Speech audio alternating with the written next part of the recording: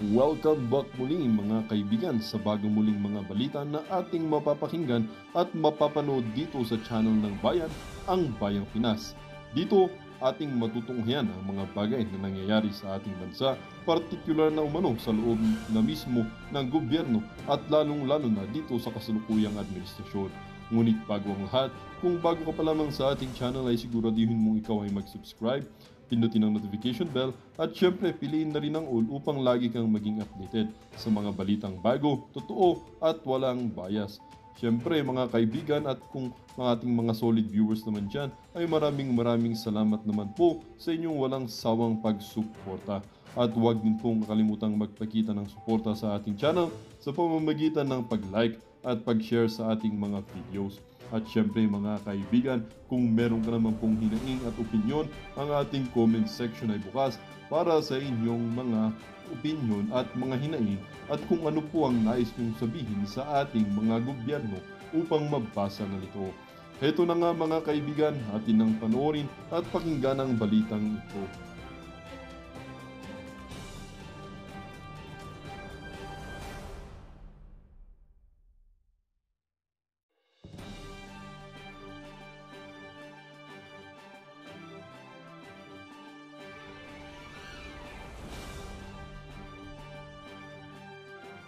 Ayan, kaya wag na natin patagalin. Mga palangga, ang ating bisita na talagang isang bagong bayani na lumalaban sa mga bangag. Eto na siya, si ex-PDEA agent Jonathan Morales. Ayan na, ang aking kaibigan, hindi tuloy, ex-PDEA agent JM, our agent ng bayan, Jonathan Morales. Sir, kumusta ka na? Yun, magandang gabi po sa inyong lahat. Bilibili Marlica, magandang gabi sa iyo.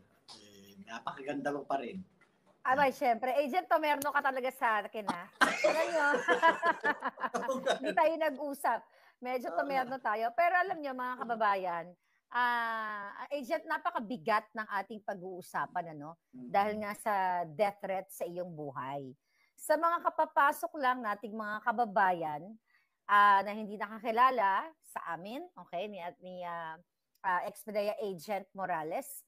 Siya po ay isang tumistigo sa Senado doon sa sa PDEA leaks, kung saan ang bangag na presidente ay nasangkot o talaga namang sumisinghot. So JM, kahapon medyo pagod na pagod tayo pareho nung time na yun nung natanggap natin ang natanggap mo pala itong death threat sa'yo. Okay? So mga kababayan, pwede natin ipakita, ano? So, naipakita na to ni Maui, ni Channel 167 at iba pang mga vloggers. Kahit ako, nagpakita rin ako niya. Pinakita ko rin yan nagpakita ka din. Nagpakita ka, shinare ko nga pala. So anyway, pakita lang natin saglit para sa hindi Ayan po yung message kay Agent Morales from Jerry Navarro. Bokgod AM, ingat ka. May naaamoy akong balita. Plano kang ipaggorgor. Unang-una, JM, sino itong si Jerry Navarro na nagbigay sa iyo ng information na may naaamoy siyang ipaggorgor ka? Si Jerry Navarro ay dati kong kasamahan sa PNP.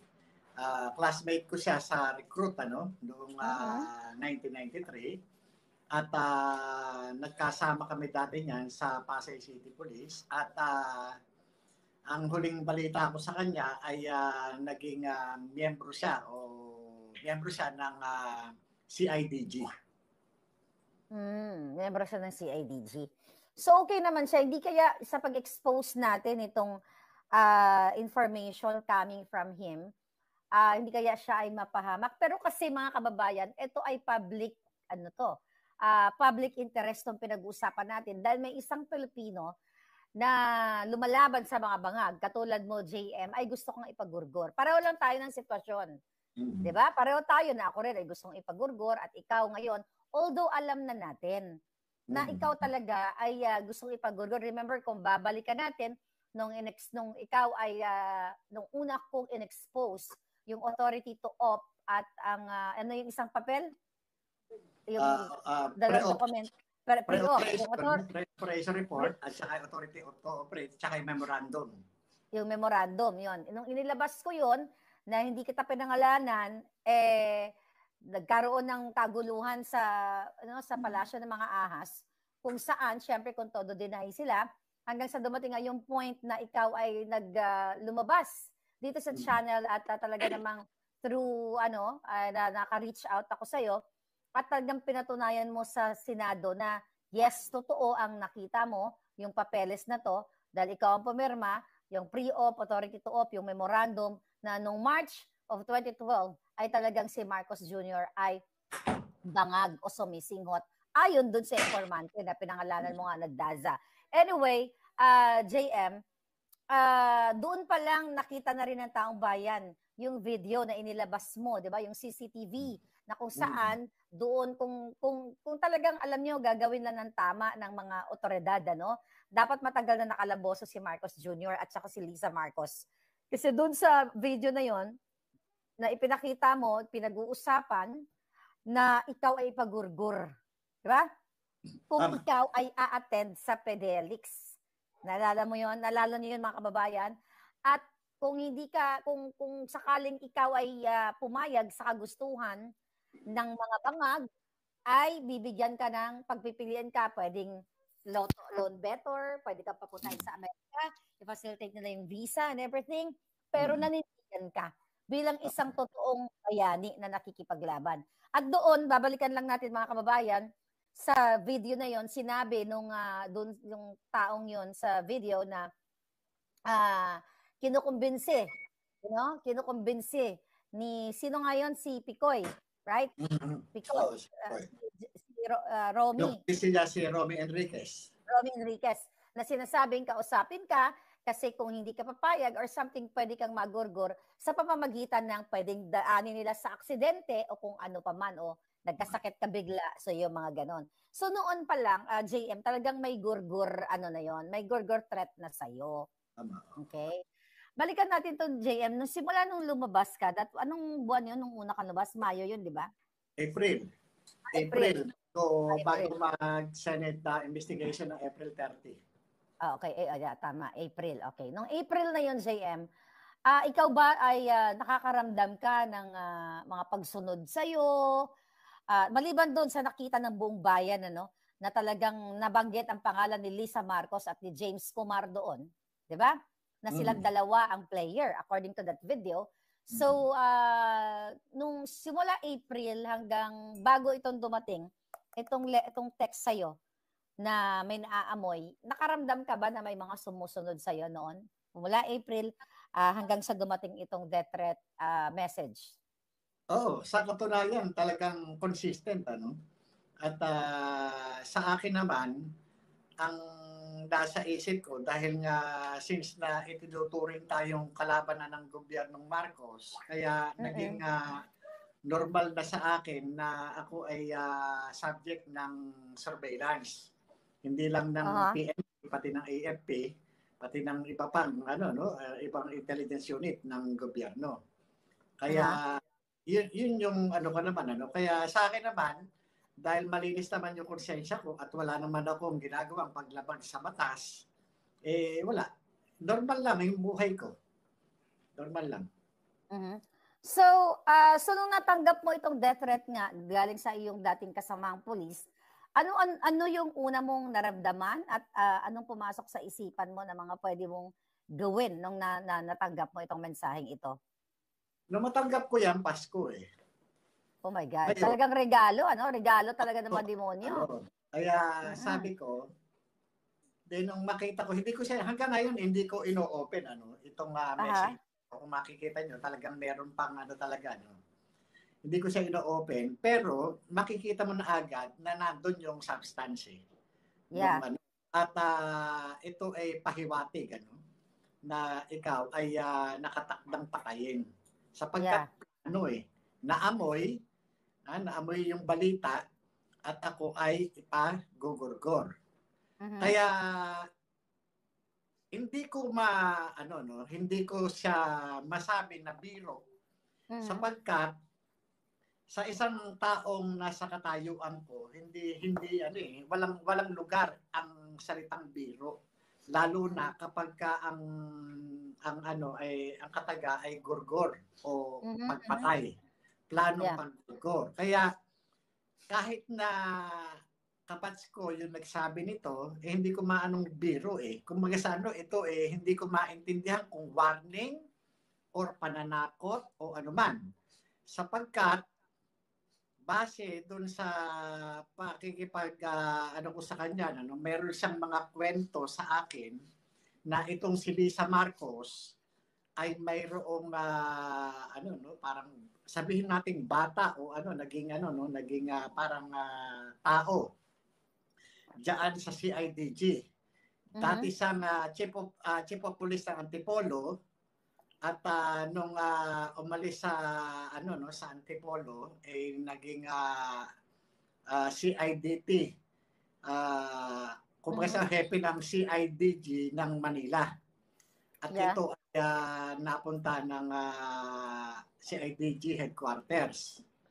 At kaya nga sinasabi niya ito na meron plano na paggurgur sa akin, wala akong ibang maisip na magiging operator o magiging OPR o magiging responsible dito sa operation na ito, kundi yung bata ni Lisa Marcos na sinasabi nitong aking kabats na si Jerry Navarro.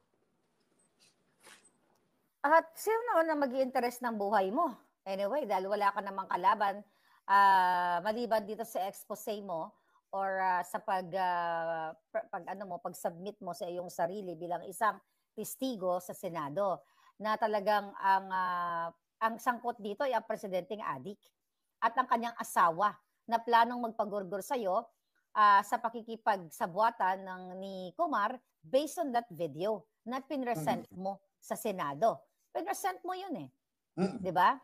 So wala nang iba para sa taong bayan ay wala nang iba kundi ang gobyernong, ang gobyernong traidor o taksil. Sabi nga ni Elena de Vera, ganyan din, pinag-graduate sa buhay ni Mr. Percy Lapid. Sino ba ang may pakananon?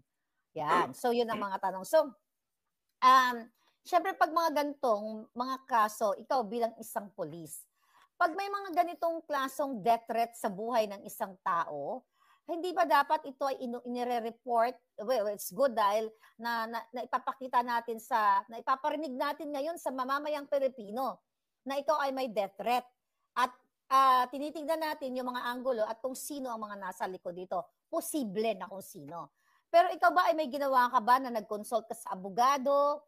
Or usually ba, pag may death threat ka sa Pilipinas, usually ba dapat pumupunta ka sa police, ipablatter, i-report yung mga ganito, JM?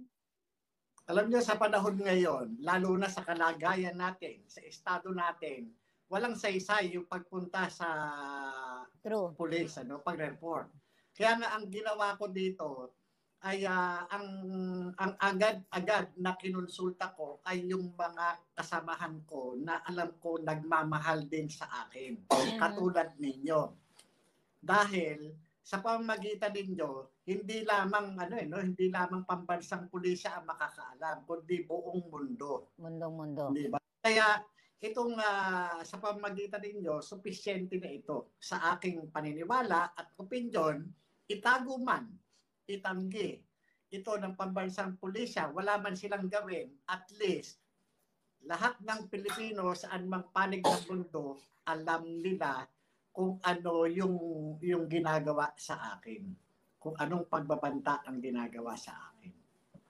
Alam mo, JM, alam naman ng taong bayan kasi even nung ikaw ay tumistigo sa PIDEA Leaks Senate hearing, hindi ka binigyan ng proteksyon ng iyong dating institusyon na pinagsilbihan, yung PNP. Tama. Sa halip, ang binigyan nila ng proteksyon, kung maalala nyo mga kababayan, ay yung driver ng alitagdag incident na kung saan nahulihan ng 1.8 tons ng ipinagbabawal o na droga. So anyway, doon kitang-kita na full gear battle. Parang, talagang kahit bangbangin yung taong yon, yung driver na yon ay hindi siya tatablahan ng bala. Samantalang ikaw, nag-expose. At actually, hindi ka nag-expose, nagtestigo na sinasabi mo na yes, ikaw ang dating PIDEA agent na pumirma sa pre-op, authority op at memorandum na yon na kung saan na si Marcos Jr., nung time na yon ay senador siya, di ba? Ay nag-a-addict doon kasama yung artistang si Maria nang umingiwi din. At anyway, doon pa lang hindi ka na naproteksyonan ng PNP. At kitang-kita natin yan. Pero ikaw ay patuloy na naghihimagsik, peaceful na himagsik na ginagawa dyan sa EDSA rally, you know, yung ginawa ninyo since napag-usapan natin yan, JM, di ba, na kailangan magsalita.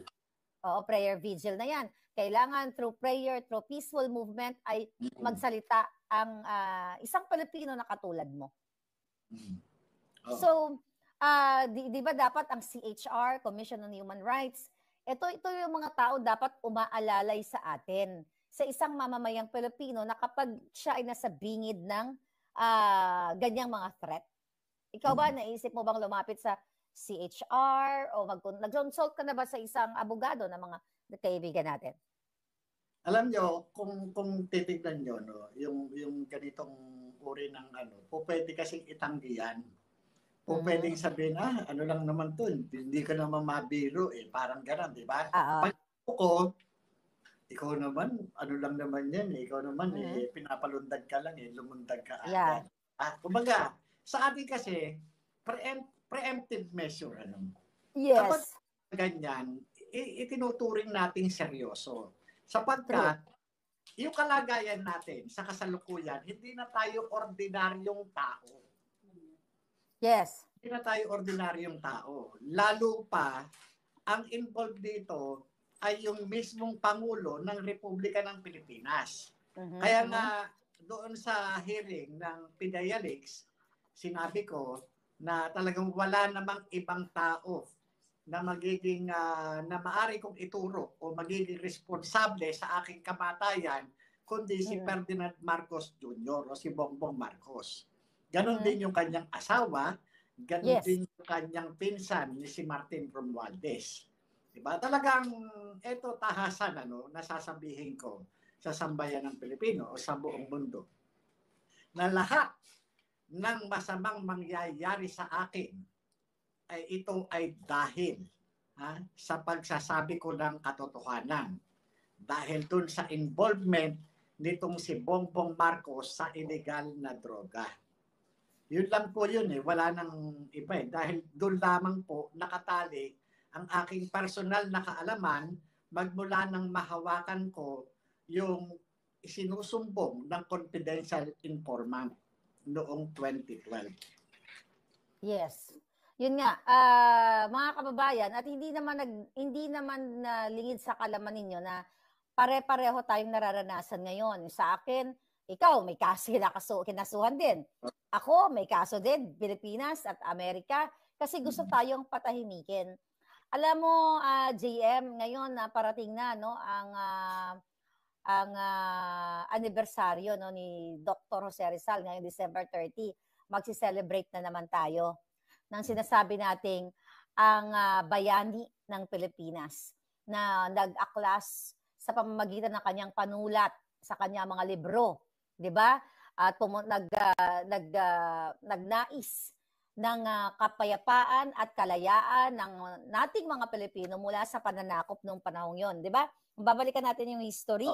Wala yung pinagkaiba sa iyo sa akin 'Di ba? Na si Rizal ay pumunta sa Espanya, nag-aral, nagpakadalubhasa, ginamit ang pahayagang La Solidaridad para ipahayag ang kanyang galit, ang kanyang pagkadismaya sa ginagawa sa atin ng mga banyaga. Pero sa panahon ngayon, I think, nabanggitin ni Harry Roque, thank you Spokes Harry Roque, na sinasabi niya na ang social media, like ako, tayo dito, ay parang mga makabagong solidaridad or La Solidaridad nung panahon ni Dr. Jose Rizal. Nakakalungkot kasi even before lumalaban na yung mga Pilipino na katulad ni Rizal para makamtan yung kapayapaan, kaalwanan at makatakas sa kahirapan upang aapi okay, ng mga Pilipino nung panahon na yun sa Banyaga. Sa status naman natin ngayon, sa panahon natin ngayon, ang pinaglalaban natin para makalaya tayo sa mga bangag at mga kawatan. Tama. 'Di ba? So nakakalungkot dahil nga yung mga katulad mo, okay, katulad ko, na patuloy na nagsasalita, nagpapahiwatig sa taong bayan na ito ang ginagawa sa atin ng mga taksil na namumuno sa Malacanang, na mga adik, ay pilit tayong ginagawa ng paraan para magurgur. At yan din, yan nga ang nangyayari ngayon sa'yo. Anong masasabi mo dito sa mga nakaraang panahon at sa mga makabagong panahon na ngayon ay sangkot tayo dito sa makabagong panahon na gusto nating mabago at patuloy na makamtan yung kalayaan talaga ng Pilipinas sa mga mapang-api? Alam mo, ang masakit dito, noon kasi, Banyaga ang kalaban natin eh. Ngayon, mismo kapwa Pilipino. Kapwa Pilipino natin na mistulang mga linta at mga hidhid, na sumisip-sip ng mga dugo ng mga maralitang Pilipino.